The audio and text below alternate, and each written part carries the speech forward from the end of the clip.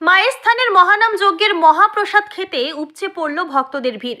মঙ্গলবার সন্ধ্যা থেকে ধূপগুড়ি শহরের ঐতিহ্যবাহী মায়ের স্থান মন্দিরে মহাপ্রসাদ বিলি করা হয়। প্রতি বছরের মতো এবছরও মায়ের স্থান কমিটি ও ধূপগুড়ি বাজার কমিটির উদ্যোগে ৫৮তম বর্ষের মহানাম যজ্ঞ কীর্তনের আয়োজন করা হয়েছিল। সরস্বতী পুজোর দিন থেকে কীর্তন শুরু হয়। ৯ দিন ব্যাপী চলে কীর্তনের অনুষ্ঠান।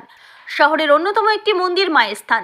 এখানে প্রচুর মানুষ নিত্যদিন পুজো দিতে আসে। পাশাপাশি মহানাম যজ্ঞ কীর্তনে ভক্তদের ভিড় উপচে পড়েছিল। অষ্টকালী লীলা কীর্তন শেষ হতেই মহানাম যজ্ঞ মহাপ্রসাদ বিতরণ করা হয়। জানা যায় ৫০ কুইন্টাল খিচুড়ির আয়োজন করা হয়েছিল। ভক্তদের জন্য বসে খাওয়ার ব্যবস্থা করা হয়। শয়ে শয়ে মানুষকে প্রসাদ খেতে লাইনে দাঁড়িয়ে থাকতে দেখা যায়। মন্দির কমিটির সভাপতি রাজেশ কুমার সিং বলেন, তো যতক্ষণ প্রসাদ সব মহাপ্রভুর লীলায় হচ্ছে, আমরা জাস্ট পালন করছি ভোগ প্রসাদ বিলি করার জন্য। দেখবেন এখানে হাজার হাজার মানুষ, এটা শেষ দিন, আমরা সেভাবে প্রিপারেশন থাকি। প্রশাসন খুব সহযোগিতা করেছে যে এবার আরও অনেকটা সিস্টেমই করেছে।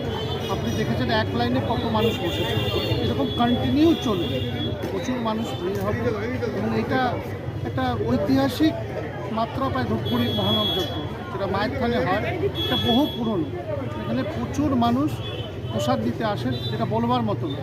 তো আমরা জাস্ট এটাকে ৯ দিনের পরে আজকে আমরা এই প্রসাদ বিতরণের কাজটা করছি।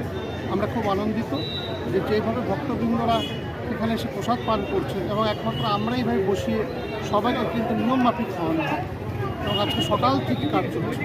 এবং আপনারা দেখবেন প্রত্যেকে আমরা কোথাও কোথাও যেখানে ভোগ দিয়েছে তাদের বাড়ি বাড়িতেও আমরা প্রসাদ পাঠিয়ে দিয়েছি। সারাদিন এবং চলেছে রাত্রি ১১টা ১২টা।